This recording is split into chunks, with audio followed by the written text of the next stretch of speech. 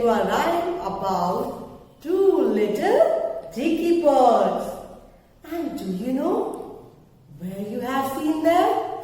You must seen them flying in the sky. Yes. And what is the name of these two birds? One named Peter and one named Paul. So let's start. Two little Dicky birds sitting on a wall. One named Peter and one named Paul. Fly away, Peter.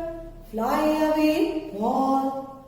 Come back, Peter, and come back, Paul. One more time. Two little Dicky birds sitting on a wall. One named Peter, one named Paul. Fly away, Peter. Fly away, Paul. Come back, Peter, and come back, Paul. So my kids, recite this rhyme at home.